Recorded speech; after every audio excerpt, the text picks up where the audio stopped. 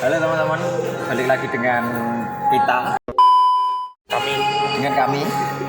Saya Adi Pratama dan ini teman saya. Rian Septio. Oke. Biasa dipanggil siapa Mas? Septi. Mas Septi ya.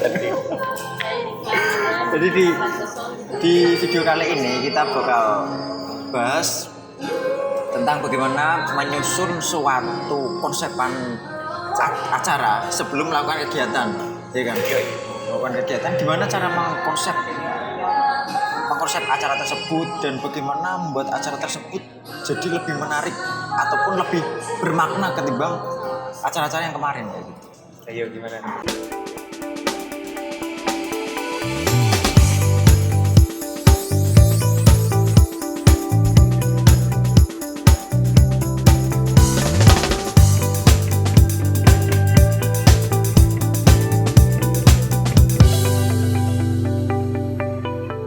Langsung aja, mungkin langsung dari yang pertama aja mungkin, atau kita mau cari-cari dulu mengenai acara dulu.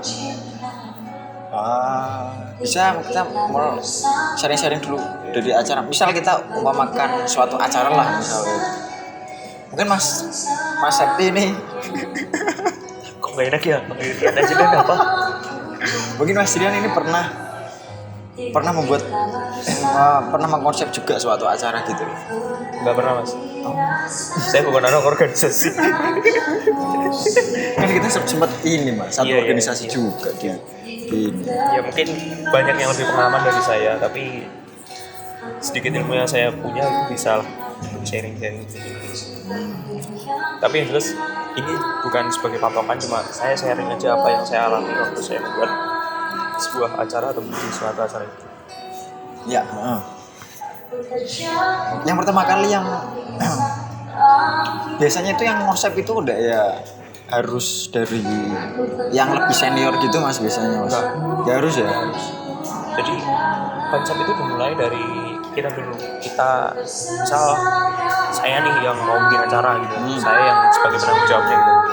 Saya pengen acara itu seperti apa. Saya biasanya cari dulu sumber-sumber kayak misal di organisasi sebelah atau mungkin di acara yang pernah saya kunjungi gitu. Oh ternyata acaranya kayak gini menarik nih. Nah kayak gitu bisa itu jadi referensi saya gitu. Kayak gitu, cari dulu referensi supaya banyak kalau mau bikin acara. Kan bisa tidak Mas kalau misal kita referensinya tidak hanya dari seperti itu, mungkin ada dari pendahulu acara tersebut. Udah bisa Ya kayak gitu ya. Bisa. Tapi untuk misal kita kan masih mahasiswa nih, ya kan. Kalau misal ke cutting-cuttingnya itu rasa gak enaknya tuh ada ya sih Mas? ya ada. Tetap ada, karena di setiap acara itu kan ada gimana ya istilahnya kekurangan. Nah, biasanya di situ bagian situ yang bikin kita nggak enak buat konsultasi cutting. Kan nggak mungkin dong kita nanya tentang yang suksesnya aja gitu. Tetap kita nanya, Mas ini kekurangannya itu sebenarnya apa? Nah di situ tuh yang kurang enak. Kendala-kendalanya. Karena di situ kebanyakan itu aib. Beneran kebanyakan itu aib di situ. Jadi kadang-kadang kurang enak gitu mau tanya di bagian itu. Oke, kalau masalah referensi seperti itu ya Mas. Kalau misal referensi dari buku mungkin ada gak sih buku kayak gitu sih Mas? Ada sih buku buat belajar nyusun acara, coba deh nanti dicari-cari. Kalau enggak nyari aja di internet itu ada referensi mungkin cari aja soul occasion atau mungkin namanya yang musik-musik itu. Nah itu cari kayak gimana sih sebenarnya konsep-konsep kayak gitu. Tergantung kita mau bikin acara apa. Kalau misal seminar ya cari aja tentang konsep acara seminar. Itu bisa buat jadi referensi yang paling mudah. Biasanya mengonsep acara itu udah ya satu orang doang atau satu tim nih, misal teman-teman nongkrong kita ngonsep kayak bareng-bareng ataukah kita muncul ide kayak gitu-gitu kita tulis sendiri atau seperti apa? Yang jelas berawal dari kita, berawal dari kami, berawal dari diri sendiri dulu dan butuh tim inti yang nantinya itu bisa diajak berpikir gitu. ini yang kurang yang mana, yang lebih yang mana, inputnya apa, outputnya seperti apa. Oke. Jadi nggak seluruhnya kita sendiri gitu. Bahkan grand design organisasi pun kalau kita tarik ke grand design organisasi ya itu nggak bisa gitu. Saya menyusun seorang diri dengan mungkin bisa 50 halaman atau 60 halaman itu tetap harus ada masukan gitu. Seperti halnya acara ini juga semakin banyak yang memikirkan itu kan nanti semakin tahu gitu celahnya seperti apa gitu. Yang dikhawatirkan. Jadi mengkonsep acara itu butuh tim juga ya mas. Sebenarnya butuh tim, sangat butuh tim ya. Harus kerja tim dalam mencari referensi kayak gitu-gitu ya. Ini kalau misal konsepan lain selain mungkin di bahasan tim itu kita apa saja sih biasanya yang dibahas itu mas? Anggaran itu juga dibahas ya? Atau dibahas. Ya gitu ya. Di tim itu kembali lagi di awal kita mungkin acara apa nih? Misal saya tarik itu acara pentasnya aja ya udah ya. Seminar Oke sih ya. Jadi yang pertama itu jelas tema dulu apa yang mau kita bawa di sini, tentang kepemudaan, tentang kepemimpinan atau tentang organisasi atau tentang apapun itu. Kita lihat dulu di situ di awal itu dulu gitu yang kita cari. Kemudian kita tentukan dulu kita mau mengundang pembicara yang seperti apa, yang penting seperti apa. Nah baru ditulis dulu bicaranya siapa, terus baru yang mungkin jadi action. Pembicara ya berarti baru take action, baru kita cari dana dan lain sebagainya. Tapi kalau dananya itu udah ya murni, kalau misal seminar ya kita bahas seminar ya, itu mungkin ya mas kalau dana itu selain dari peserta mungkin banget tergantung dari pembicara biasanya. Kalau seminar tergantung pembicaranya siapa. Kalau pembicaranya semakin mempunyai bargaining power itu semakin mudah kita mencari sponsor. Soalnya waktu pengajuan sponsorship biasanya ya kalau yang di belakang itu mungkin nggak ada kenalan. Kalau saya misal murni nih ke perusahaan A yang belum pernah saya masukin gitu, pasti nanya ini nanti bisanya siapa. Pasti, kecuali memang yang sudah punya kenalan atau sudah pernah masuk ke situ gitu. Itu ya paling ini dari mana? Istilahnya orang dalam lah. Ini dari mana? Oh dari itu. Oh ya udah. Acaranya kapan gitu? Budgetnya berapa? Itu di proposal berapa? Oh, tapi biasanya ngasih segini gitu. Tapi kalau yang baru itu ya tanya dulu pertama, oh ini dari mana, acara apa, bicaranya seperti apa, nanti jalannya acara seperti apa, tanggal berapa, kami harus memberikan apa, nanti apa yang kami dapatkan, itu pasti ada. Itu teori dasar sponsor sih sebenarnya.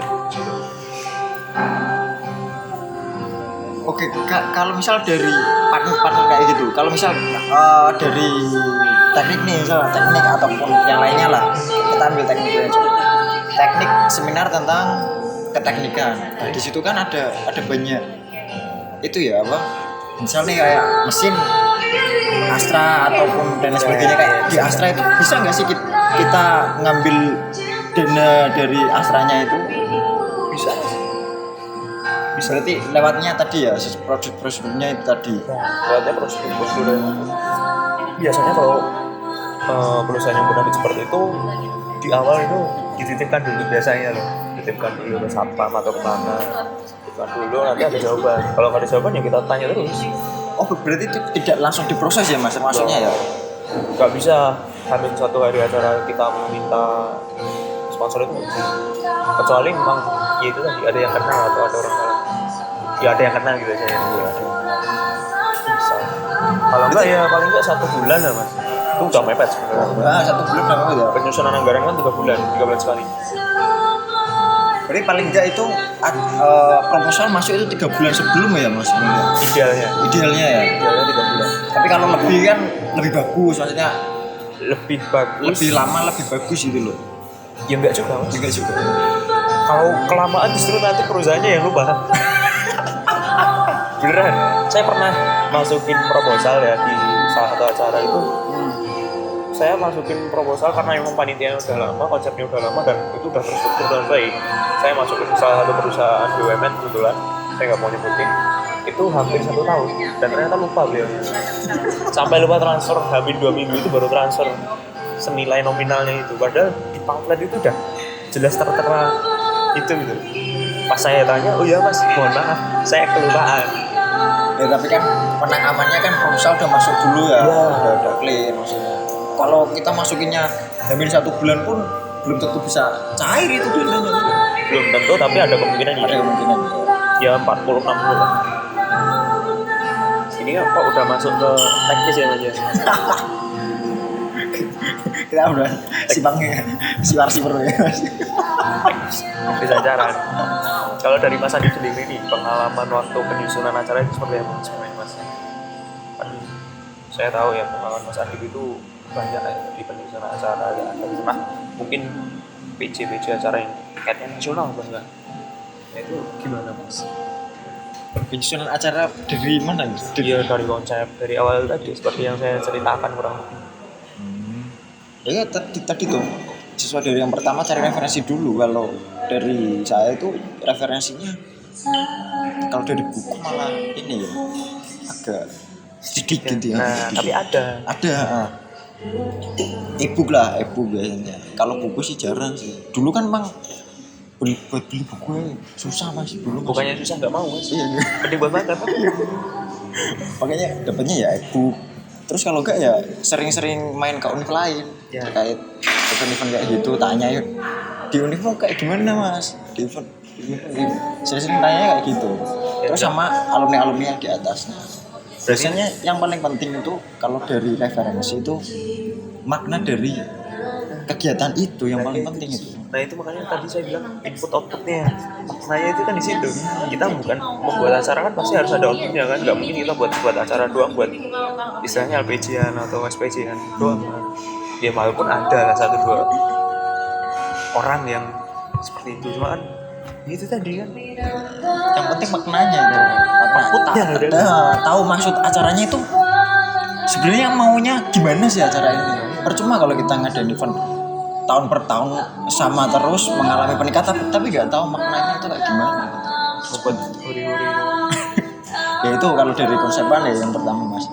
Terus yang kedua itu kalau konsep acara ya itu yang penting ada konsepannya, tahu sumber dananya itu yang paling penting sama sumber daya anggotanya mumpuni apa belum.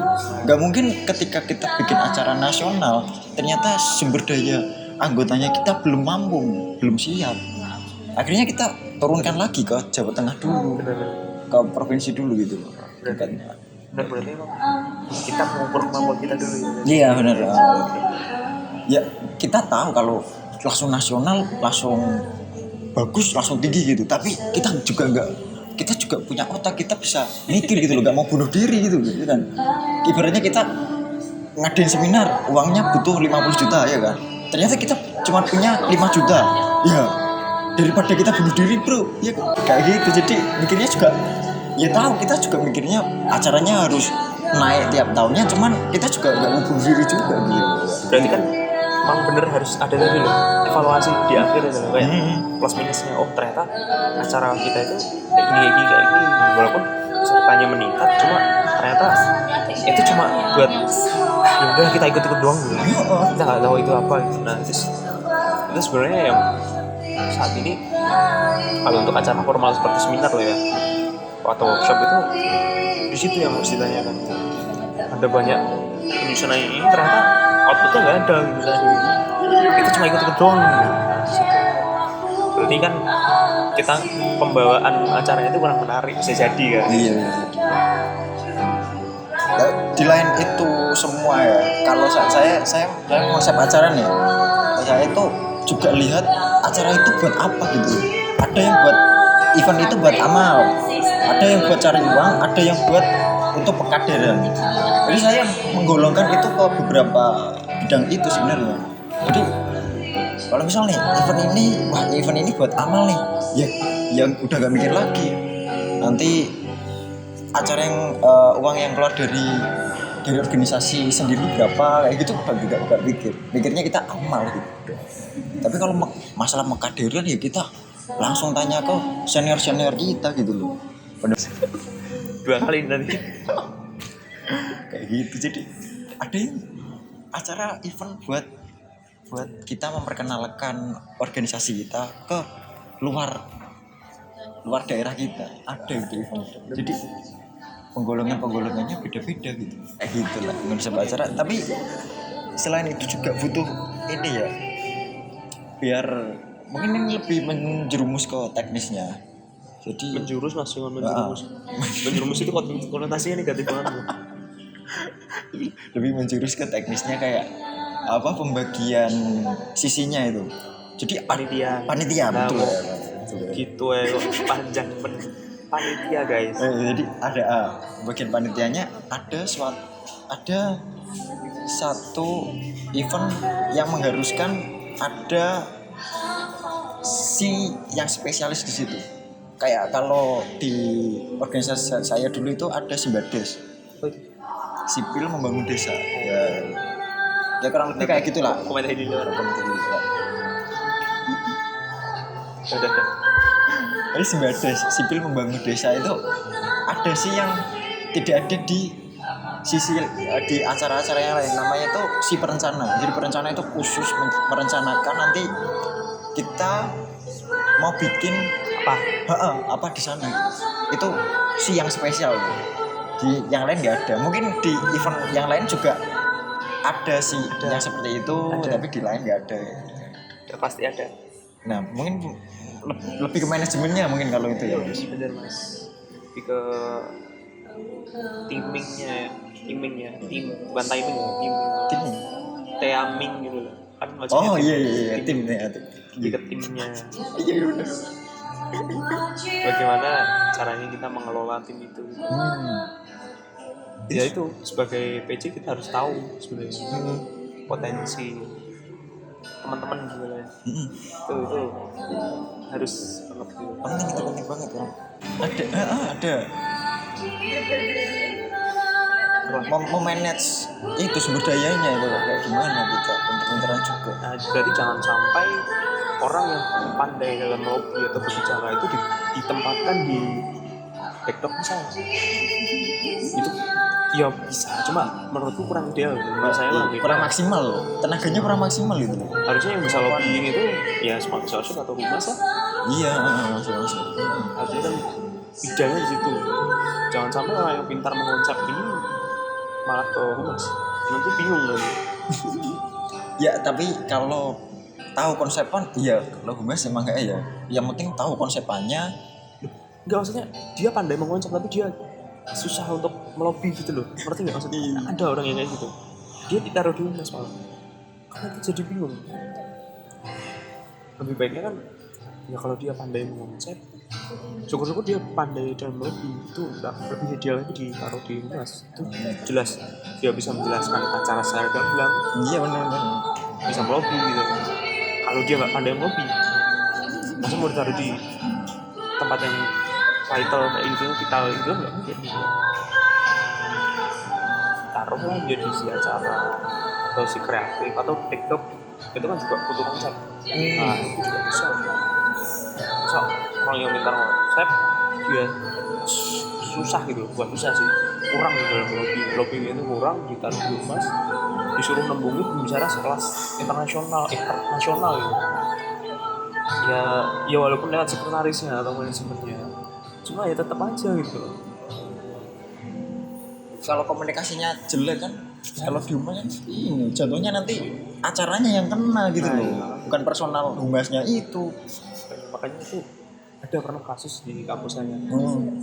Kampus Anda kena masalah apa mas? Ada gitu, itu dari humas saya yang kayak saya ceritakan itu. Orangnya bagus, terampil cuma kurang gitu, lobbyingnya itu. Nah kurang sopan ternyata. WhatsApp pribadi, bukan WhatsApp malah SMS itu pribadi, kurang sopan, dan bapaknya atau narasumbernya itu memviralkan gitu, itu sampai mana-mana mas. Trending Twitter ya itu ya. Sempat gitu trending Twitter gue. Makanya itu kan yang justru yang kenal lembaganya. Iya, yang kenal lembaganya bukan personal orangnya malahan ya. Personalnya mah kita nggak peduli. Iya, udah amat ya. Udah amat. Lembaganya yang kena itu fatal itu mas. Fatal. makanya di situ yang perlu digarisbawahi. Jadi saran aja sih buat teman-teman yang mau membuat acara ya paling enggak tahulah anggotanya itu, anggotamu itu bisanya di mana. Jangan sampai anggotamu itu pinter fotografi tapi kamu taruh di sponsorship. Ya lucu, ya bisa, cuma lucu juga gitu. Sponsorship kan juga butuh tenaga lebih, effort lebih, dan butuh keterampilan juga gitu dalam hobi. Tapi dia benernya cuma foto doang. Kenapa nggak ditaruh di si kreatif atau TikTok? Nah, taruh di sponsorship. Ya nanti jadinya bagus proposal sponsornya, cuma Iya bener-bener ya. paling tugasnya cuma begini itu doang. Iya. Tapi bisa wae itu loh Mas, apa? Oh ini. Terkadang itu kalah sama ini loh Mas. Kalau organisasi itu kan punya beberapa event kan. Nah, kalau dia jadi Rangkap jabatan kan? Bukan, kalau dia jadi humas karena dia bagus ya ngomongnya. Jadi humas terus tetap nggak bisa Mas. Kadang itu ada yang harus dilukir gitu loh. Tapi ya kalau di acara yang penting kayak gitu ya juga itu sih masalah juga. Di sini nih kurang tepat ya menurut teman-teman, itu kurang tepat di situ. Ketika orang punya potensi di situ, ya udah biarin di situ. Habitnya dia itu di situ. Itu justru dia itu akan maksimal gitu kerjanya. Kalau dipindah, iya dia dapat ilmu baru, dapat penyegaran baru. Cuma jadinya kerjanya jadi potong-panting bos. Saya ngalami sendiri soalnya kerja saya potong-panting di situ.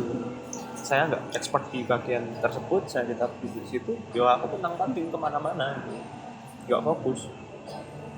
Jadi expert di bidangnya ya. Kayak idealnya gitu. Jadi kalau biasanya ya saya suka ngedrafting, suka nulis gitu.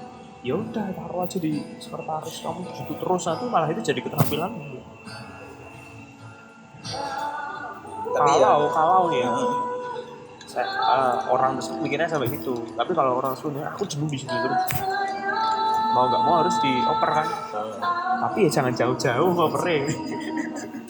Biasa nulis di belakang layar terus suruh jadi humas, suruh jadi MC, header Mas. Ya bisa, cuma kaku itu penempatan sumber daya yang sesuai ya, harus sesuai ya. Biar kerjanya maksimal. Jadi menurutnya banyak cara yang baik itu mempunyai panitia yang minimalis, cuma kerjanya maksimal. Karena memperbanyak panitia itu memperbanyak biaya operasional. Bener ya? Iya, benar. Banyak banget. Kayak misalnya konsumsi ya yang pasti ya. Jelas, pasti bengkak itu. Satu, bengkak. Kedua, kalau kita butuh transportasi, itu jelas tambah bengkak. Harusnya kita pesen 2 bis misalnya. Karena panitianya banyak, bawa bis sendiri. Jadi 3 bis. Kayak gitu kan mubazir banget gitu loh. Kalau nginep ya berarti tempatnya butuh yang lebihan gitu. Harusnya pesen 1 villa jadi 2 villa. Gitu. Jadi kalau menurut saya yang baik dalam penyelenggaraan di luar konsep acaranya ya, panitianya minimal, acaranya jalannya masih menurutku. Yang penting dananya masuk banyak gitu ya Mas. Jelas. Wajib kalau itu ya. Ya mau nggak mau salah satu yang kita cari juga sisaan dana itu buat kita. Kalau organisasi, saya nggak memungkiri kok. Pasti setiap organisasi cari itu. Iya. Entah untung secara material maupun non material ya. Betul. Barangkali nanti suruh bawa pitanya diambil lagi. 2 acara terlampau dengan 1 pita loh. Selain itu apa ya Mas? Selain yang kita bahas tadi, ada lagi nggak sih?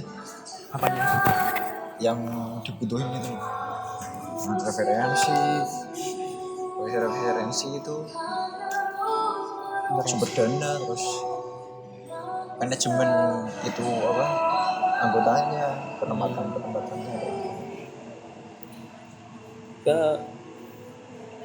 maknanya Iya. gitu kan. Apa ya? Udah ya. Yang menurutku intinya sih di situ Mas. Dan yang jelas di akhir acara itu ada baiknya kita buat sebuah survei atau jejak pendapat Mas. Kita mungkin ya walaupun kita mengonsep acara sesuai dengan konsepan kita atau konsep acara pribadi misalnya saya punya acara, tapi kan saya juga perlu tahu sebenarnya yang diinginkan dari peserta itu seperti apa. Oh, kritik saran itu ya? Itu perlu sebenarnya. Jadi, iya bener. Malah jarang tuh loh saya. Itu perlu loh. Jadi kayak ya selain buat referensi ke depannya. Jadi misal saya jadi gak tingkat nih. Kalau di kampus kan ada tuh. Pasti ya tadi ada tingkat kayak kamu. Oh iya. Ya kamu mau tahu apa dari saya? Gitu dulu dong. Tahu ini nih Mas. Nih kritik sarannya di sini. Nanti kurang jelasnya tanya ke saya.